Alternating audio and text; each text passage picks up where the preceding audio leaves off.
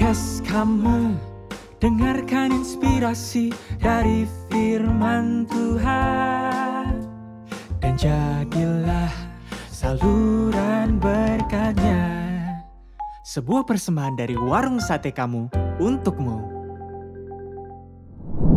Halo Sobat Muda, gimana kabarnya? Dimanapun kalian berada, semoga kalian ada dalam keadaan yang sehat, yang sukacita, dan pokoknya yang baik-baik deh ya. Kembali lagi bersama saya Ari di podcast kamu, podcast spesial dari Warung Sate Kamu buat Sobat Muda semua. Nah, di podcast kali ini, kalau teman-teman sering ngikutin podcast-podcast kita ya, kali ini tuh spesial teman-teman. Karena pembicaranya, narasumbernya adalah seorang dokter. Dokternya muda. Dokternya cantik, ramah pula, ya. Nah, penasaran seperti apa dokternya? Kita kenalan dulu ya. Halo dok. Halo Kak Ari. Ya, boleh kita kenalan ke teman-teman. Boleh sebutkan nama, terus spesialisasinya dokter apa nih? Terus bekerjanya di mana? Selamat pagi teman-teman semua. Wah, ketahuan ya jadi pagi ya ini. Iya, ketahuan syutingnya pagi nih ya teman-teman ya. Teman-teman, perkenalkan saya Dr. Lydia. Bukan Lydia Kando, Lydia Tan. Saya kerja sebagai dokter penyakit dalam di Rumah Sakit Mitra Keluarga Kalideres. Dan sehari-hari selain sebagai internis atau dokter spesialis penyakit dalam, saya juga ngajar sebagai dosen ilmu penyakit dalam di Fakultas Kedokteran Universitas Tarumanegara yang ada di Grogol. Oke. Dari perkenalannya aja kita bisa simpulkan bahwa dokter Lydia ini adalah dokter yang profesional dan sibuk ya dokternya pastinya ya. Tapi kita bersyukur banget karena di tengah kesibukannya dokter Lydia mau melayani ya, mau membagikan insight-insight menarik nih mengenai kesehatan tentunya ya buat kita semua. Dan Sobat Muda, tema di podcast kali ini adalah investasi yang sering terabaikan. Apakah itu? Merawat tubuh. Kenapa kita sebut investasi yang sering terabaikan? Karena sobat-sobat muda, kita nih yang umurnya baru awalan 20 ya, atau di bawah 20 tuh badannya tuh masih prima banget ya dok ya.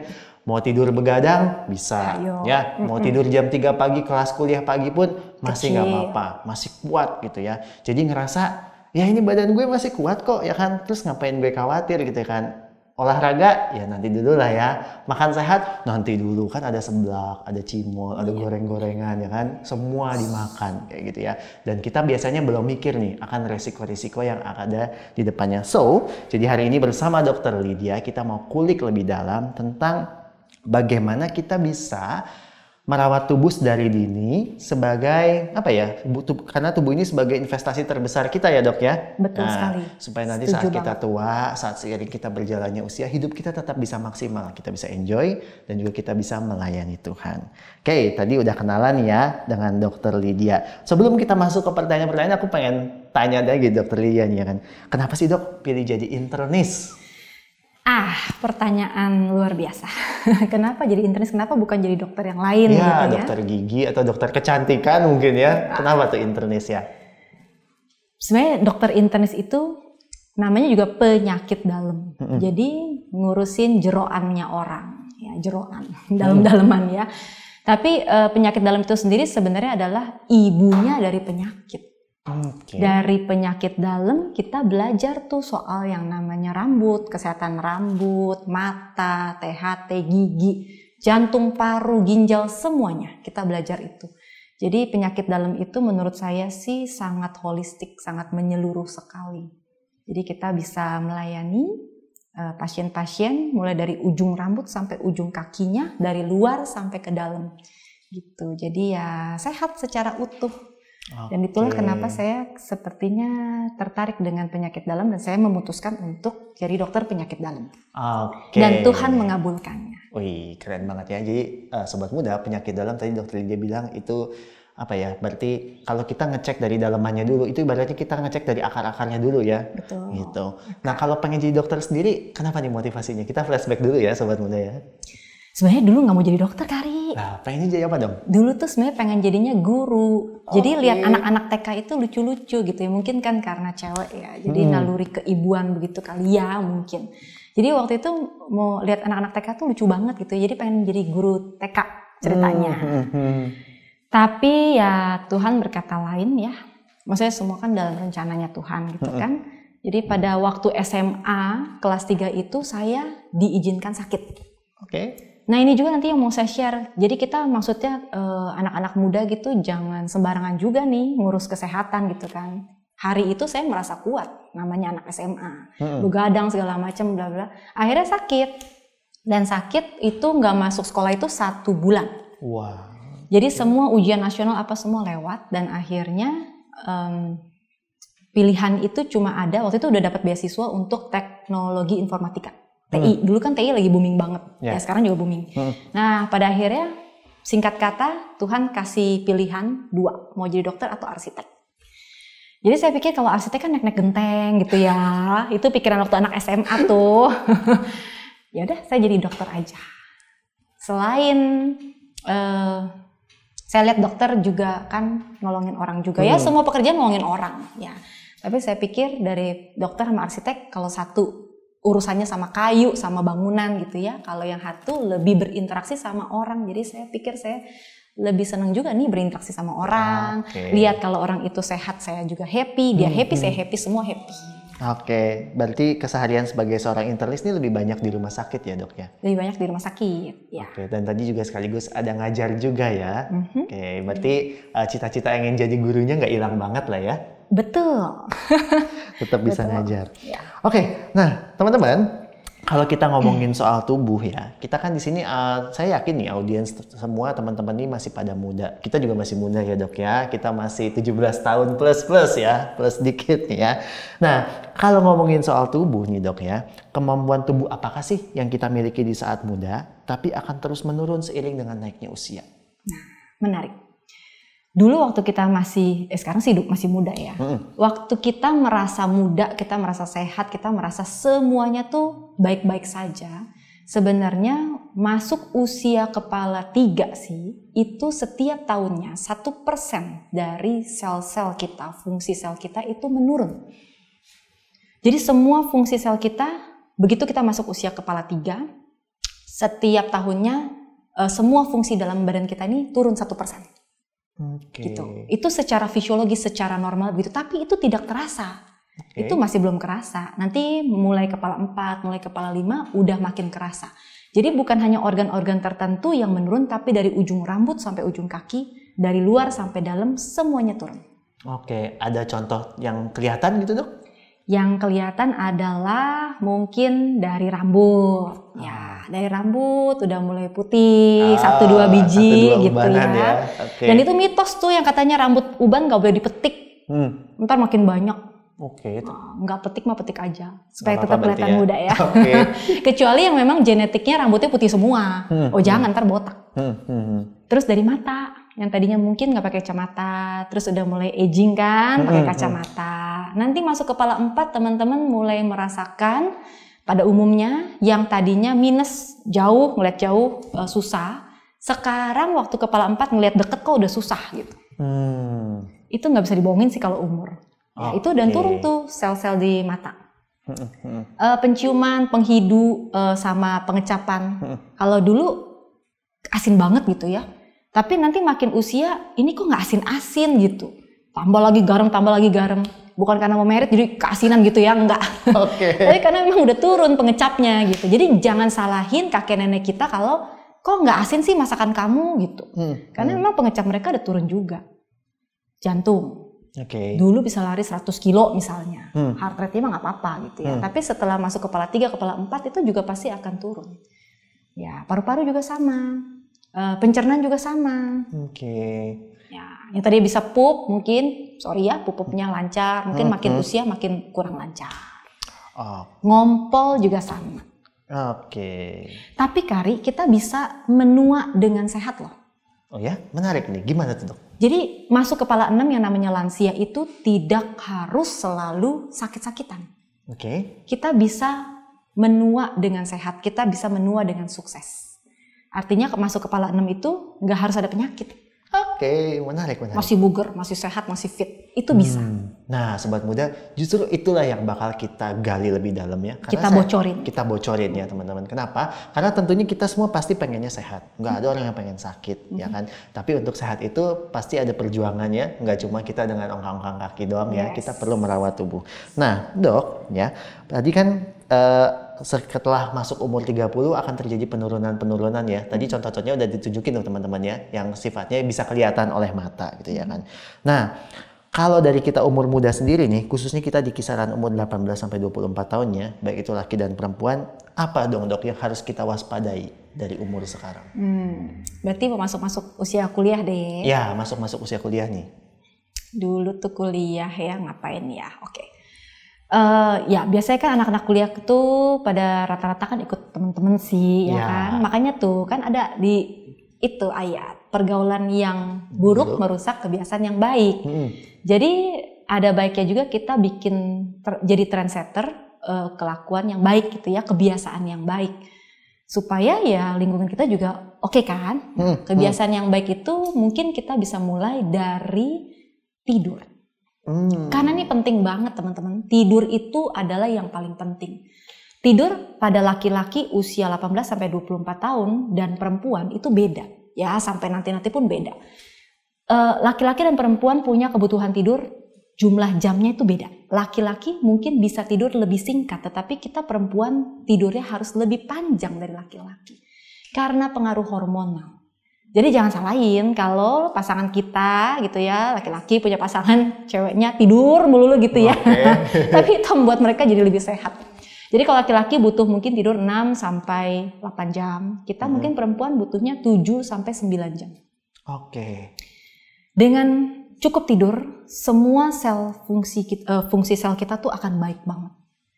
Dan ini adalah investasi. Kita nggak akan rasa sekarang, tapi yang kita akan rasakan adalah di 10 tahun kemudian. Gitu. Hasil teman-teman sekalian yang sekarang umur 18 sampai 24 tahun itu adalah hasil dari mama papanya teman-teman. Mama papa teman-teman udah bagus banget ngerawat teman-teman sekalian sehingga teman-teman bisa sehat seperti sekarang. 18 sampai 24. Tapi dari mulai sekarang 18 sampai 24 ini teman-teman yang punya andil untuk bikin diri teman-teman sehat di kemudian hari. Karena mama papa kan nggak mungkin mantau kita dong waktu kita kuliah atau sekolah atau kerja, mantau makanannya pagi siang sore malam kan nggak mungkin. Lain sama dulu gitu kan, waktu masih tinggal ini kan. Nah, jadi kita yang harus ambil andil, mulai dari tidur yang cukup yang tadi saya bilang, kemudian bangun tidur itu gini, yang namanya sehat itu Kari, kalau secara WHO Organisasi Kesehatan Dunia, itu kita harus sehat secara fisik, secara mental, secara sosial, secara spiritual. 4. Ini baru namanya orang itu sehat. Jadi kalau kita cuma sehat secara fisik, ini belum tentu sehat. Jadi biasanya yang saya lakukan adalah, selain tidur yang cukup, bangun tidur itu kita isi dengan spiritual juga. Setuju ya? Setuju. Ya, jadi misalnya bangun tidur itu teman-teman ibadah gitu, teman-teman ibadah. Dan itu menurut penelitian, orang-orang yang melakukan itu sepanjang hari itu akan jauh lebih sehat sekian puluh %. Yang melakukan ibadah daripada yang tidak melakukan ibadah di pagi hari. Baru setelah itu teman-teman mungkin saran saya bisa melakukan olahraga kecil-kecilan.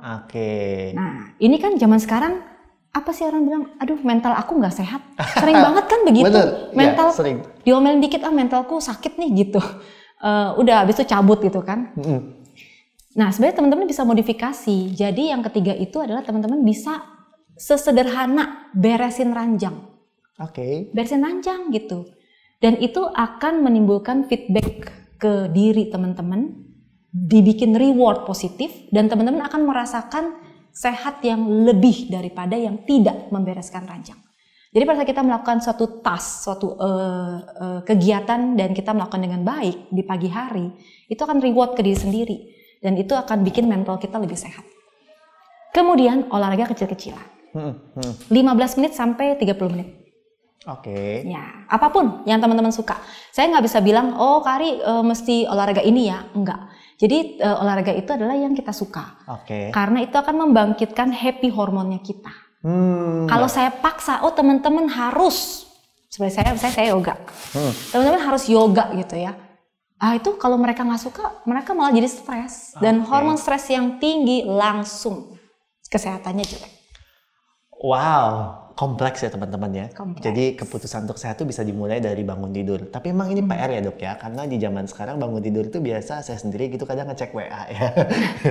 Bangun tidur, cek WA, cek notif gitu ya. Belum lagi kalau malamnya udah tidurnya begadang, jadi pagi-paginya tuh kita kayak aduh udah keburu-buru gitu ya kan. Apalagi mungkin teman-teman yang ngekos ya, mau olahraga di mana, kamar kosan sempit gitu ya. Terus juga lupa sarapan. Itu gimana dok kalau ngomongin soal lupa sarapan? Untung Kak Ari ingetin ya. Jadi teman-teman, sekarang nih pasien-pasien saya banyak, dok saya mau kurus. Sekarang kan overweight kan dan diabetes tuh lagi gila-gilaan gitu ya, lagi booming. Dan bahkan WHO bilang nanti pandemi berikutnya udah bukan COVID lagi. Udah bukan COVID turunan berapa-berapa, enggak. Tapi diabetes itu adalah pandemi berikutnya. Dan sebenarnya diabetes ini bisa dicegah atau obesitas ini bisa dicegah dengan sarapan. Obesitas bisa dicegah dengan sarapan. Jadi teman-teman harus sarapan. Teman-teman boleh skip lunch, boleh skip dinner, boleh. Tapi sarapan jangan di skip. Sarapan itu bagaikan kita punya mobil, kita start engine. Kalau kita nggak start engine, mobilnya bakalan cepat rusak. Oke. Iya kan? Dan itu pun yang terjadi pada tubuh kita. Kalau kita nggak sarapan, itu cepat rusak. Metabolisme nggak jalan. Kalau metabolisme nggak jalan, tiroid terjadi, autoimun terjadi, diabetes terjadi, overweight terjadi. Dan teman-teman jangan harapin bisa kurus dengan tidak sarapan. Dan sarapan itu ada jamnya teman-teman, di bawah jam 9 pagi. Oke, jadi nggak ada istilah brunch gitu ya? Nyarapnya jam 11 gitu, nggak ya? Nggak ya? Oke. Itu hemat sih ya, tapi tidak sehat.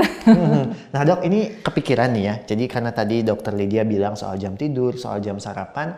Sebenarnya kalau kita ngomongin jam tidur, kita tuh harus ngikutin ritme sirkadian kita itu, harus ngikutin jam 11 ke jam 7 pagi semisal, atau kita bisa modif semisal kayak saya nih punya teman ya kan, saya bilang kamu jangan tidur kelamaan gitu kan, oh gue tidurnya tetap 7 jam kok, gue tidur jam 3 pagi bangun jam 10 pagi. Nah apakah itu bisa dikatakan tidur yang normal? Tidak. Terus terang tidak. Ya, jadi kita punya irama sirkadian, betul, setuju. Tetapi kita jangan lupa kita ini adalah orang-orang Asia yang punya sinar matahari bersinar dari jam sekian sampai jam sekian. Lain sama kalau kita lagi pindah ke negara Eropa misalnya, mataharinya bersinar dari jam sekian sampai jam sekian. Jadi irama sirkadian kita pun akan mengikuti jamnya si matahari. Oke. Jadi kalau teman-teman tidur jam 3 pagi di mana itu the lowest time dari badan kita sebenarnya itu adalah saat-saatnya badan kita tuh untuk recovery. Tapi teman-teman baru mulai tidur. Kalau si badan bisa ngomong, ya kapan aku recovery dong? Sedangkan jam 9 ke atas matahari sudah bersinar terik, di mana harusnya hormon bangun itu sudah mulai aktivitas, hormon bangun dalam kita, metabolisme harus sudah jalan dan teman-teman baru bangun, baru mau start. Itu akan menimbulkan kekacauan di dalam irama sirkadian dan akhirnya metabolisme kacau. Kalau metabolisme kacau, semua penyakit terjadi. Oke. Kok jadi berat ya? Berat banget ya teman-teman ya. Mungkin di sini kita bisa teman-teman semua yang dengerin podcast ini bisa merenung dulu ya kan. Kira-kira to do list dulu ya dalam diri ya kan. Aku begadang nggak ya? Terus aku sarapan nggak ya? Terus aku olahraga kecil-kecilan nggak ya? Dan aku stres nggak ya? Karena ini kan saling berkaitan ya teman-teman ya. Nah ini bahasanya menarik banget karena memang kita biasanya anak-anak muda itu cukup abai ya dok ya soal kesehatan. Kita lebih mentingin misalkan kalau ngomongin investasi reksadana ya kan atau apapun yang berkaitan dengan keuangan gitu ya kan, kripto mungkin ya buat teman-teman yang mikirnya pengen mendapatkan cuan dalam jumlah besar gitu ya. Dan tapi kadang kita suka lupa gitu kan bahwa tubuh ini tuh ya cuma satu-satunya doang yang kita miliki gitu ya. Kita nggak bisa ganti badan ya teman-teman ya. Kita bisa investasi apapun, tetapi yang paling menguntungkan adalah investasi ke diri sendiri kan Kak? Oke, benar itu. Nggak pernah rugi. Nah dok, kalau dari penjelasan dokter Lydia tadi, saya rasa emang cukup sulit ya dalam merawat tubuh gitu ya. Tapi apakah benar harus sesulit itu dok? Gimana caranya membuat kebiasaan-kebiasaan tadi itu menjadi fun, menyenangkan, dan kayak natural kita lakuin tanpa keterpaksaan? Ya. Sebenarnya harus dipikirkan dulu nih ya kan. Kalau merawat tubuh adalah suatu investasi yang selalu menguntungkan. Berarti nggak pernah minus ya Nggak hasilnya pernah ya? minus, nggak Oke. pernah rugi. Kita boleh investasi properti dan bisa rugi. Kita bisa investasi yang lain seperti tadi Kak Ari bilang, reksadana dan sebagainya bisa saja rugi gitu ya. Tetapi kita harus tanam baik-baik di pikiran kita bahwa investasi ke diri sendiri itu tidak pernah rugi. Baik itu leher ke atas yaitu studi edukasi maupun leher ke bawah yaitu aktivitas fisik, menjaga supaya bagaimana selain otak kita sehat juga satu tubuh ini sehat. Itu investasi yang tidak pernah rugi. Dan kita bisa mulai dari hal-hal sederhana. Itu sehat itu menyenangkan, sehat itu mudah. Hal-hal sederhana. Tidur itu kan gampang teman-teman, ya udah tinggal tidur gitu. Kalau orang bilang sekarang anak muda sekarang kan pada susah tidur gitu Iya, ya. karena nempel di kasur itu yang ada overthinking ya, bukan yang ngantuk ya. Kebanyakan overthinking kan. Benar. Padahal kita punya Tuhan yang hebat loh. Serahin dong ke Tuhan gitu. Karena apa Kari? Menurut penelitian, orang-orang yang sulit tidur itu ternyata 90% disebabkan oleh pikiran. Oke. Itu bukan karena 10% itu, ya 10% mungkin karena keadaan fisiknya. Tapi 90% karena pikiran loh. Nah, berarti kan mental statusnya, mental state-nya, kesehatan mental. Makanya tadi saya bilang, kesehatan itu dari 4 tadi. Selain dari fisik, tetapi juga ada yang mental. Itu tidak boleh dilupakan dan itu harus jalan bareng. Tapi kita bisa modifikasi kesehatan mental dengan cara kesehatan fisik kita. Karena dengan kesehatan fisik yang baik, kesehatan mental pun akan baik. Oke, berarti semuanya itu empat-empatnya itu saling berkaitan ya? Saling berkaitan. Dan kita nggak bisa pisah-pisahin, oh saya cuma mau, saya cantik, bodoh amat deh badannya rusak dalamnya gitu ya, nggak bisa. Jadi misalnya dia pakai makeup atau pakai lotion atau apa, pokoknya luarnya cakep gitu. Tapi dalamnya mah tidurnya kurang, pasti dalamnya bobrok dong. Iya, Nanti pasti kelihatannya bad nanti. mood ya kalau kurang tidur tuh contohnya. Dan metabolisme juga jelek kan. Iya. Tapi nanti kelihatannya. Tapi kita nggak bisa singkirkan itu. Jadi semua harus sejalan. Dimulai dari hal sederhana yang tadi saya bilang. Mulai dari tidur yang cukup. Tidur tuh nomor 1. Oke. Baru nanti pas bangun, mulai deh tuh. Nah, aktivitas fisik, sarapan sebelum jam 9. Dan jarakin antara makan dan makan itu 3 jam. Oke. Saya agak mau memperbaiki sih yang orang-orang bilang, kamu kalau punya lambung makannya sering-sering tapi kecil-kecil porsinya. Itu sebenarnya kurang tepat sih menurut saya. Karena lambung itu kan kerjanya 3 jam. Oke. Jadi kalau kita cuma porsi-porsi kecil gitu ya, kapan dia istirahat gitu kan. Nanti yang ada GERD-nya muncul lagi. Oke. Nah ini pengingat ya buat teman-teman sobat lambung di luar sana ya kan ya. Mungkin ada teman-teman yang kayaknya karena makin kesini tuh kayaknya mah itu menjadi sesuatu yang sangat umum ya. Iya. Makin common gitu ya. Ya syukur-syukur kalau teman-teman belum ada sakit mah ya jangan sampai gitu ya. Tapi kalau teman-teman mulai merasakan tanda-tanda tidak enak di perut ya kan. Nah ini momen yang paling tepat untuk bertobat teman-teman ya. Bertobat dimulai dari memperbaiki pola tidur ya. Jadi Pola tidur, pola makan. Ya, pola tidur, pola Soalnya makan. usia yang Kak Ari bilang itu 18-24 itu kan masa-masa kuliah, masa-masa sambil kerja juga. Itu banyak banget yang sakit mah dan sebagainya. Memang sih itu ya, karena mungkin faktor gaya hidup, tuntutan gitu ya. Jadi memang teman-teman kalau ngomongin mau hidup sehat berarti kita butuh komitmen ya dok ya. Berarti nggak cuma komitmen untuk berpacaran ya, tapi buat sehat pun kita harus komit nih ke diri kita sendiri. Nah dok, ini karena masih ngomongin soal anak muda gitu ya kan. Ada nih ya dok ya, anak-anak muda yang bilang gini dok, sakit mah takdir, itu mah udah takdir gitu ya kan. Terus hidup kan cuma sekali, jadi kalau mau makan yang enak, mau minum-minum ya kan, mau begadang party ya nggak apa-apa dong. Kan YOLO, you only live once ya kan. Nah bagaimana tanggapan dokter Lydia mengenai pandangan ini? Gitu teman-teman, karena hidup cuma satu kali, makanya harus isilah diri sendiri dengan hal-hal dari baik yang firman Tuhan.